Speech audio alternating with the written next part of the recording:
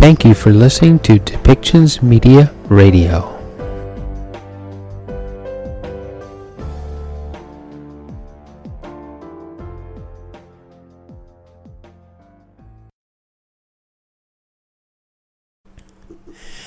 Welcome back to Depictions Media Radio. I'm your host, Michael Clogs.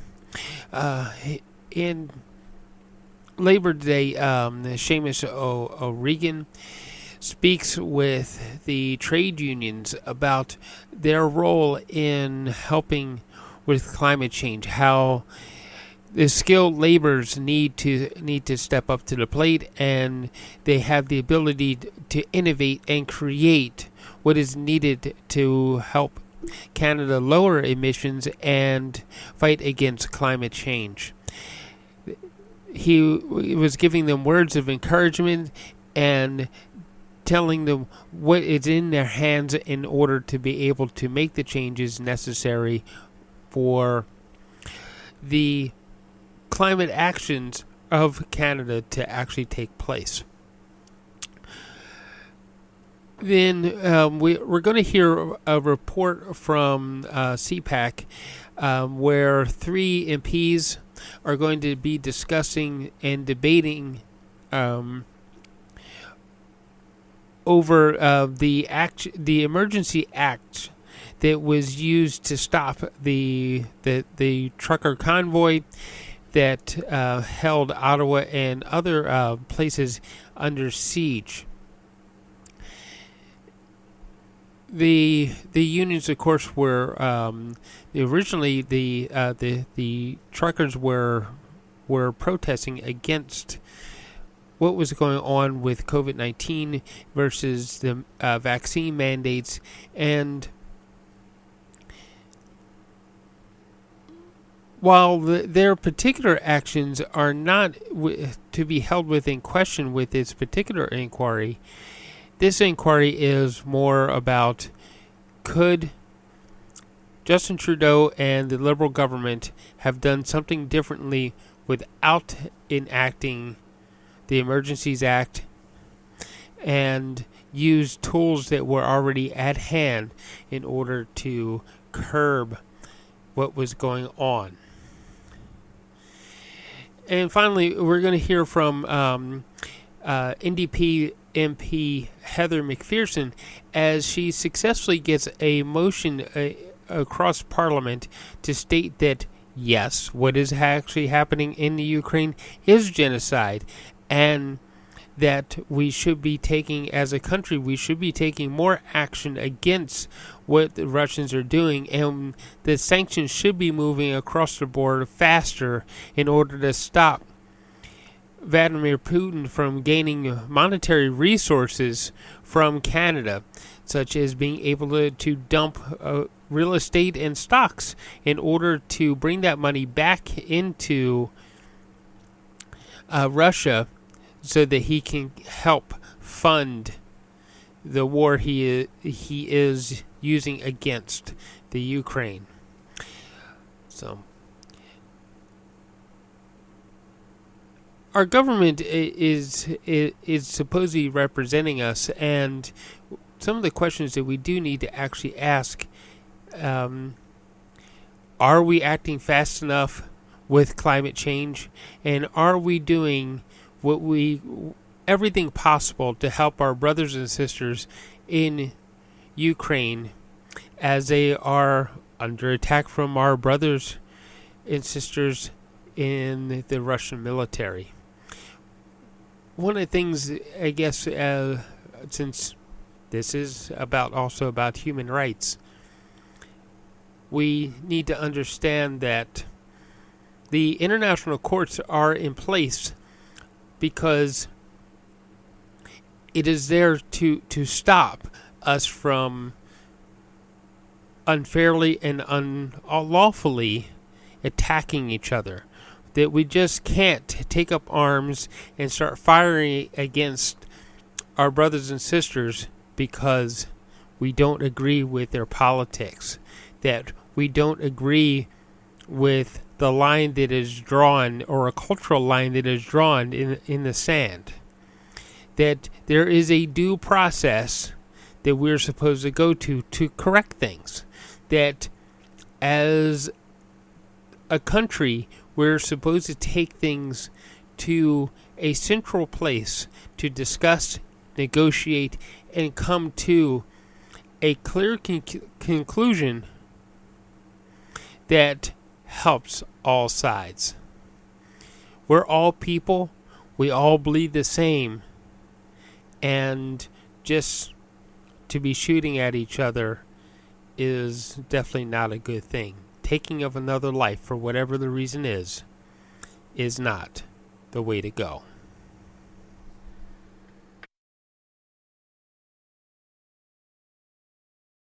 And I want to acknowledge, of course, we're on the territory of the Algonquin people. You know, I have to mention, too, Sean was one of the first people to congratulate me.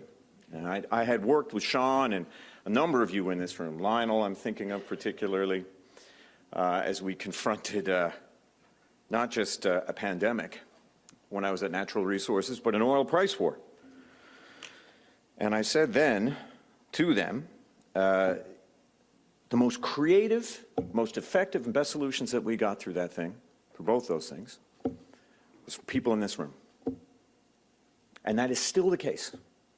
I look at Lyle Daniels out there from the Alberta Building Trades, and he still gives me the best advice, particularly on Indigenous issues and how that fits together with labor shortages and some of the things we can be doing. And I remember seeing Sean after I was at Trades NL, Darren King and everybody, a few days after I was sworn in, and Sean said, "Congratulations, Sean Strickland, can I talk to you about the labor mobility tax credit?"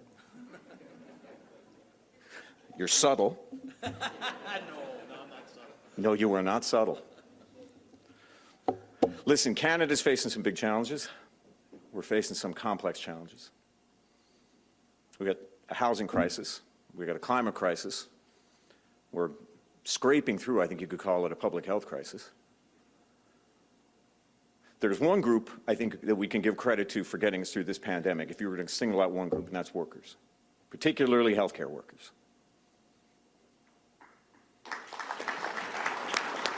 Doctors, nurses, PSWs. I'm the son of a nurse, so I usually say nurses first, just in case my mother's in the crowd. Public health administrators, contact tracers. And it's no different than a lot of other challenges that we're facing. Who is going to do the work? Who's going to build the affordable homes that Canadian families are crying out for? Who's going to retrofit the grid and keep the lights on? Who else has the knowledge and the expertise and the ingenuity to lower emissions and build up renewable energy sources? It's all on you guys. Not to put any pressure. But you are not in this alone. That is for sure. You know, the Prime Minister says, and he says it all the time, and he says it in Cabinet, and sometimes it's irritating, but he's right. Hard things are hard. Hard things are hard. Hard things require hard work. And no one knows hard work like you do. There is no one solution to housing affordability. And there certainly isn't any one solution to solving climate change or lowering emissions. But you can be sure that every single solution, every tool that we have, requires experience, it requires ingenuity, it requires expertise, and it requires hard work. Every single solution demands that we address the skilled labor shortage. We need talented people like you. We need a heck of a lot more of you. And we need strong unions that know how to invest in workers and amplify their voices.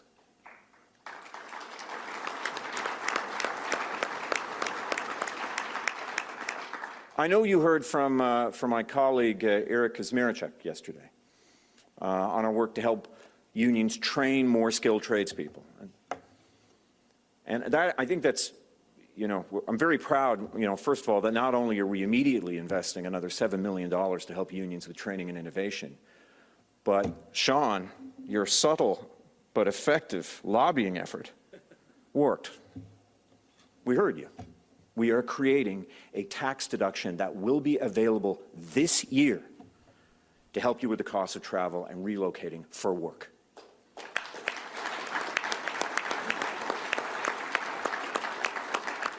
We need more of you, and we need you We need to make it more affordable for you to go to where the jobs are. It's pretty simple. We're doing it because of the advocacy of this room. We're doing it because of the advocacy of the CBTU and because of your membership. We heard you loud and clear. That temporary relocation, it is a big part of the job. That you've had to decline opportunities when travel costs were high, where labor shortages persisted across the country. Well, it's time to fix that. So with the labor mobility tax deduction up to $4,000 per year, recognized as eligible travel expenses for tradespeople, applicable to this tax year and to everyone after that. Now, as many of you know, I am from Newfoundland. And I can tell you every single flight that I go on out of St. John's, whether it's going to Toronto, whether it's going to Regina or Saskatoon or Edmonton or Calgary or Fort Mac, every one of those flights has men and women on it. A lot of them sitting next to me. Electrical workers, engineers, crane operators, iron workers. We're going to help make those trips more affordable by making them deductible at tax time. You know, I sat down with the IBEW leadership earlier this week, and what I heard from them is what I hear from workers everywhere. People are anxious. As we say in Newfoundland, the nerves are rub raw. They are rub raw from a pandemic, from forest fires, unprecedented in their scale, climate change, and now war in Europe. Unions, workers telling me one thing at every local that I have visited over these past 6 weeks. We want to make sure that we're at the table. You want to make sure that you're at the table. Well, to that, I say to you now, look around you. This is the table. This is it. Rooms like this. This is the table. Your union halls are the table. Your lunchrooms are the table. You know, economists and demographers can point out how many houses we need to build, and climate scientists can build projections for carbon emissions and where we're going and where we need to pivot, and politicians can put a spotlight on these issues. We can call people to action. We can invest in solutions in the private sector. We can build public programs to help you coordinate, but it's you. It's your membership who actually do the work, who actually know what you're doing. You know what to do. And that is the message that I tell my colleagues when we're looking for solutions. This is the message I tell businesses when they're hitting roadblocks. And I hope you guys know that. I want to briefly speak before I close my remarks, because so much of the anxiety, and one of the reasons the Prime Minister has asked me to continue in labor with just transition, is he knows something that I've been very public about too. I suffered from significant anxiety and depression and got through it. You know, people who have suffered it know you never quite get through it. You deal with it. I'm dealing with it. I deal with it pretty well. But I can tell you, it has now become my life's mission in politics to make sure that people don't have to feel any more anxious than the world already makes them feel. What can I do in what I do and what I say to lower anxiety? People got enough going on. And that was before a pandemic. It was before a war in Europe. And let me just speak to just transition, which I don't know if the senator is still here. With all due respect, can't stand the phrase. I say that quite often. Because you can't stand the phrase. Because your membership doesn't like the phrase. Because it causes anxiety. There is no master plan that the government has right now that's going to be codified in legislation that says these are the workers we need and these are the workers we don't, and this is what's happening. This is going to be the next 30, 40 years of this country. We are the fourth biggest producers of oil and gas in the world. It affects every single corner of this country, not just mine, not just Alberta, not just Saskatchewan. It is the single biggest part of our economy. It is the single biggest export of this country. You know. A lot of people don't. But that just means we've got to tell them. I say, to my colleagues all the time, because they're used to hearing me do this, I'm always pointing out obstacles. But that does not make me an obstructionist. That makes me a Newfoundlander. That makes me a Labradorian. I grew up in both, by the way, so I can actually say that. You grow up, though, in the subarctic of Labrador, in a town of 8,000 people with no roads going in and out, or the other half of my childhood, which was on a rock in the middle of the North Atlantic. Trust me, you learn how to be practical. You do not have the privilege or the luxury of ideology. You go to where the work is, you deal with the world as it is. So the challenges before this country on transforming our energy system is monumental. And the solutions to it are in this room. Not just the membership now, but the membership in a generation from now and the one after that. It doesn't mean we're any less urgent about it. It doesn't mean it's any less important. You know that. It just means we've got to be very clear-eyed about how we do it. And I am clear-eyed. Clear-eyed. We won't do a thing without you. You have my word on that. You have the word of the Prime Minister on that.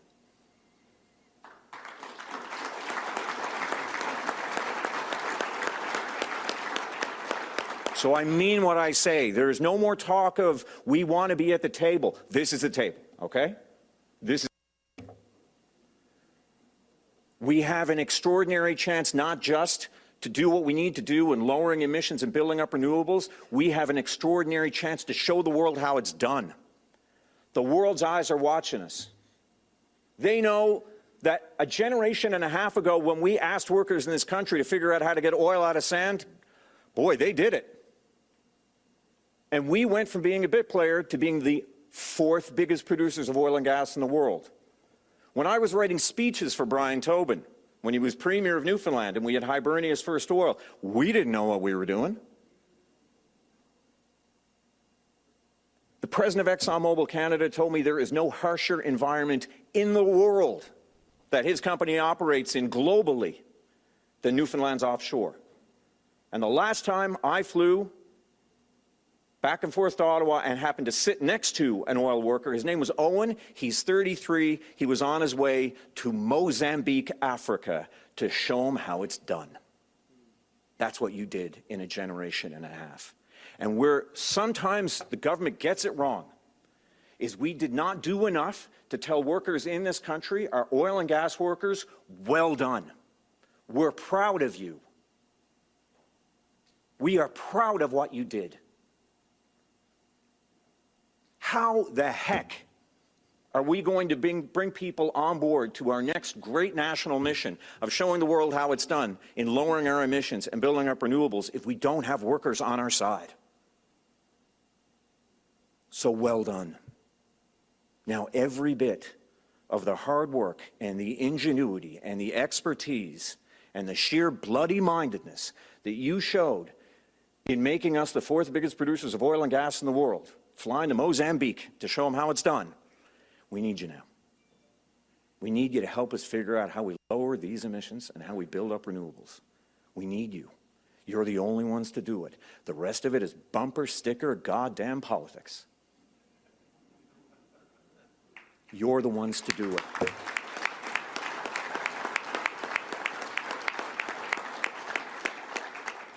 So I will be your champion in this cabinet because I need you, because the country needs you. And we are deeply, deeply grateful that we have you. Thank you very much, everybody. Merci beaucoup. Thank you very much. Great job. Center affiliates have been around for over 100 years through our apprenticeship training system, through our joint training trusts, through our facilities, through our buildings. We have been adapting to all kinds of changes in the construction industry and the economy. And I can tell you sincerely, on behalf of everyone in this room, challenge accepted.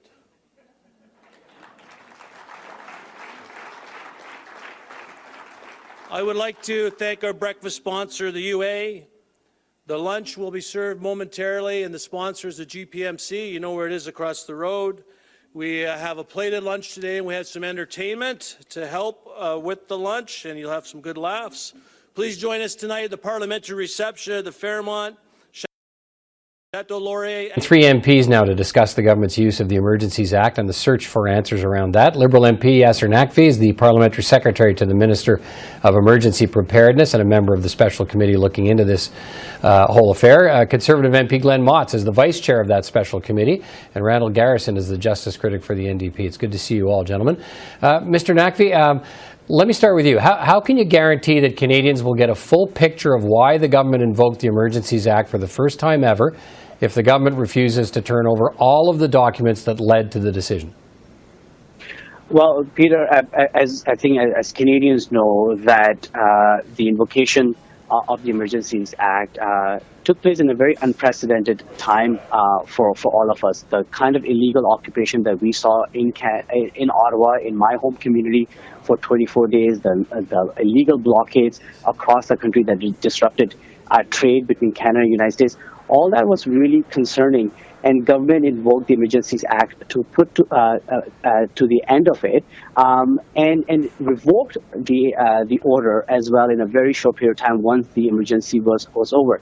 But the government has been very clear that it will be transparent to Canadians as required by the law, and as a result, we've got two very important processes that are ongoing. One, a special joint committee, which Mr. Motz and I are part of, right, that is looking into the exercise of the Act and the functions and the powers that were given under the Act. And most recently, a few days ago, the government also announced an independent public inquiry that is being led but that's what I'm asking. Will Justice Rouleau get to see all the documents he wants to see, even if that involves waiving cabinet confidence? Well, we cannot presuppose as to the kind of documents Justice Rouleau will need. He's, of course, setting up the commission, and he will work very closely with the government to see what kind of witnesses he wants to hear, what kind of documents he needs, so that he can do his work under the legislation. Mr. Motz, cabinet confidence is a well-established convention to protect the sensitive discussions that lead to cabinet decisions and the need to protect national security in some cases. It's a protection rarely waived. So why do you believe cabinet confidence should be waived in this case? Because Canadians expect it, Peter. Canadians expect this government to be accountable and, excuse me, and transparent to them for the invocation of this unprecedented use of the Emergencies Act. You know, even the Prime Minister today talked about how, excuse me, I apologize, talked about how transparent they intend to be, and yet even last night at the committee meeting, both the Public Safety Minister and the Minister of Justice were hiding behind cabinet conferences and lawyer-client privilege, and so that doesn't reveal anything to Canadians, and it certainly doesn't, increase the trust that Canadians have. At a time when Canadians distrust this government, and they have many reasons to distrust this government. Hiding behind these things, it doesn't help. And the fact is, the committee, which Mr. McPherson and I are privileged to and responsible to get to the bottom of, have taken an oath of secrecy on the matters that might be of sensitive nature. The majority of them will not be. And Canadians deserve to know the truth about what actually caused the invocation in the first place. Let me move to Mr. Garrison. Mr. Garrison, what's your party's position on cabinet confidence and whether it should apply in this case? Well, I've got complete confidence in the members of the committee, Mr. McPherson, Mr. Motz, and certainly Matthew Green from our caucus. They've all taken an oath of confidentiality, so there's absolutely no reason why they don't have all the information put in front of them so we can see how and why the decision was made. How do you think the inquiry could be hindered or hampered if the government turns to cabinet confidence? What is it you think Canadians wouldn't be hearing? Well, I think the important part here is that Canadians have to have confidence in the Emergencies Act and the way it is implemented, and they have to know that it was done for a good reason, and they have to know that in the future it will be only used for a good reason. So if you hold back the information at this point, it undermines confidence in the whole system. So that's why we're calling for the release of all the documents, both to the judicial inquiry and to the special committee. We're not saying make them all public tomorrow. We're saying let the people who are doing these inquiries have all the information they need to do their work. Okay, Mr. Mr. Nakfi, the order in council for the inquiry, essentially the terms of reference for Justice Rouleau, focus a lot on the actions of the protesters and the organizers, funding sources, social media disinformation. How do you respond to those who say the government has taken a process built into the law to test whether its invocation of the Emergencies Act met the legal requirement that there was a threat to the sovereignty and security of the country that could not be dealt with under existing laws, and instead has turned that into an inquiry into actions of protesters? Well, I would encourage all Canadians to look at both the Emergencies Act itself and also the Order in Council, which outlines the terms of reference. The Emergencies Act very clearly says that the purpose of the inquiry is to look at the circumstances leading to the invocation of this unprecedented legislation. So one has to, under the law, look at what happened that resulted in, for the government, to invoke the use of Emergencies Act. And if you look in the Order in Council, you not only see, Peter, that the government has outlined various elements in terms of the convoy, the funding sources, issues around misinformation and disinformation to be looked at because they speak to circumstances leading to the invocation, but also clearly outlines Justice Rouleau to look at the measures that the government introduced through regulations and order when they invoke the emergency. So he's got fairly wide latitude. Time is short. Both those things. Time is short here. Let me move to Mr. Mott. So what's your view on that? Doesn't an investigation of the use of the Emergencies Act necessarily, Mr. Mott, have to look at what the government was facing when it made the decision? Absolutely. I mean, this is the issue that really has to boil down to is Justice Rouleau in the inquiry and this special joint committee is responsible to look at the actions of government and to hold government to account. That's the issue here. It's not the actions of citizens of Canada that are is part of the inquiry or our special committee. It's the actions of government. And so to do that appropriately, Section 62 and 63 of the Act are very, very clear, and the government has gone above that to put some extra parameters around the justice to try and, in my opinion, take away from the responsibilities and the accountabilities that they have as a government and focus them somewhere else. And that, to me, isn't transparent or being accountable. Mr. Garrison, what's your view on whether the terms of reference for Justice Rouleau are focused on the right things? Well, I guess my confidence lies with Justice Rouleau, and I don't think he would have taken on this commission to do the inquiry if he thought the scope of his inquiry was unduly fettered. He may, in fact, though, have presumed he'll have access to all the documents, and that's what we're concerned about, is making sure that he has access to what he needs to do his job. Okay. Given that there is clear and ample evidence of systematic and massive war crimes and crimes against humanity being committed against the people of Ukraine by the armed forces of the Russian Federation, directed by President Vladimir Putin and others within the Russian parliament, and B, the crimes committed by the armed forces of the Russian Federation include mass atrocities in the invaded and occupied Ukrainian territories, systematic instances of willful killing of Ukrainian civilians and the desecration of corpses, forcible transfer of Ukrainian children to the Russian territory, torture and the imposition of life conditions causing grave suffering, widespread instances of physical harm, mental harm, and rape. The House recognized that the Russian Federation is committing acts of genocide against the Ukrainian people. All those opposed to the honourable member moving the motion will please say nay. Agreed. The House heard the terms of the motion. All those opposed to the motion will please say nay. Motion is carried. So your general reaction to your motion being carried today? You know, today I was able to table a motion calling what is happening in Ukraine by the Russian Federation a genocide against the Ukrainian people, and I was very pleased to see that passed, that it passed with unanimous support of the House of Commons. Now, I will say that it is a first step.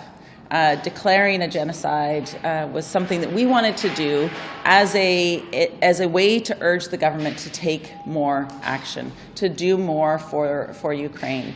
It is not enough to simply declare something to be a genocide. It also requires action, and there is much more that Canada can do.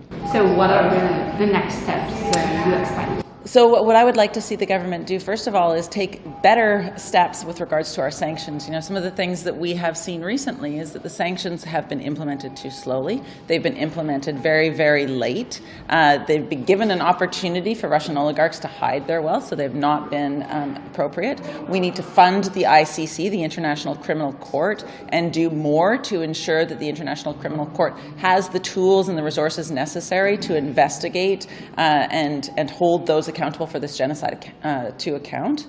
You know, we need to make sure that we are doing what we can to protect the people in Ukraine right now, providing humanitarian assistance in the short term, the medium, and the long term. It is going to take a very long time to build Ukraine back after this conflict. Canada needs to confirm that it is there for the long term, that it is there for the long run.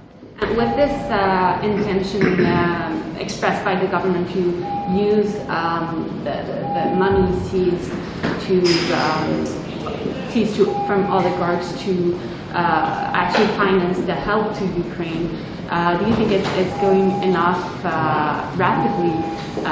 So we know now that they want to go ahead with that, as in the budget legislation, but is it going fast enough for you? Well, no, we have proof that it didn't. You know, we've seen oligarchs that have sold, you know, one of the oligarchs sold their shares in $120 million and were able to divest $120 million weeks before the federal government actually imposed a sanction. You know, the sanctions weren't imposed on this individual until the 18th of April. It's too late. He's already found ways he's already found loopholes. So it's already a problem. They've already been too slow. And they've been dragging their feet on almost every instance of support for Ukrainians, whether it's Ukrainians fleeing violence coming to Canada through the immigration channels, whether it's support for humanitarian and defense channels within Ukraine, whether it's giving the tools to Ukrainians that they need to defend themselves. Last week, the Prime Minister said that it's absolutely right that more and more people should be talking about using the word genocide. In terms of Russia, Defense Minister Ida Anand said there's a strong argument. So what does your motion today do when you're talking about steps forward to recognizing this? What does it do? Well, frankly, it urges the government. You know, one of the things that we see with this government is they're very good at saying, well, you know, it seems like it might be, you know, it smells like a, you know, whatever, but there's no action taken. So today what they did is that they had to stand in the House and say that, yes, this is a genocide. They will take action. They no longer have the ability to hide behind that rhetoric of maybe, maybe not, we're not sure, looks like it, that kind of thing. You know, there was attempts to water down this motion going forward, and I said, no, this is a clear genocide, and we need to call it out as such. So do you want to see Bob Ray, for example, now go in front of the United Nations and have that open? I believe Absolutely. There's already like an investigation going on, right, at the IC. Like, what's the next step here, I guess, maybe a more simple question. Yeah, so what I would like to say is that, of course, every step that can be taken through the International Criminal Court, every step that can be taken through the United Nations is important that we take. Canada can work with our allies. We can work with people around the world. We've already seen other countries declare this genocide. From my perspective as a parliamentarian in the House of Commons, this is a tool to urge our government to do more. This is a tool to say that the conflict in Ukraine is not over, that the support we've been providing has not been enough, and we need to do more for the people of Ukraine. Last question? No problem. So the sanctions, how can I put this? Yesterday they talked about having, as part of the budget, you know, ways and means that they're going to try and find ways to seize assets from sanctioned Russians and then, you know, basically use the proceeds to help Ukrainians in some way. Mm-hmm. But it's, again, sort of wrapped up in the budget. I'm just wondering if, I've asked why it's been wrapped up in the budget, and it seems to be the fastest and most efficient way. That's the line I keep getting. I'm not sure, like, do you see it that way? I mean, I'm wondering if the NDP, first off, support that particular action to try and seize assets from Russians who are on the sanction list and help Ukrainians in some of the proceeds? And do you think that the fastest way to do that is through, you know, the budget, the BIA? So first of all, I 100% support the idea of using those assets to support Ukrainians. What we have seen in Ukraine, the damage, the destruction that's happened to Ukraine, the illegal war, the genocide that has happened in Ukraine means that I am 100% supportive of that. Now, what we are concerned about is what we saw in the budget, and of course it's very new and I haven't had a lot of time to actually break it down, but what we saw in the budget makes me concerned that there is less transparency for parliamentarians on how these assets will be seized. That's a concern I have, because we've already seen this government fail at implementing the sanctions as quickly and as effectively as they could. So having it now be less transparent for parliamentarians is a problem for me. So I'm going to be keeping my eye on that for sure. There were attempts to tamper the motion. That was, what do you mean by that? There were attempts to not have it be so explicitly say genocide. And I think that that's what this motion was all about. That's what this motion needed to say. We don't need to hear more leaders saying, looks like, maybe it is, seems to be. We need people to say this is a genocide and it needs to stop, and the international community has an obligation to act as it is a genocide. You know, the response needs to be the same. Thank you. Thank you. This show has been produced by Depictions Media. Please contact us at depictions.media for more information.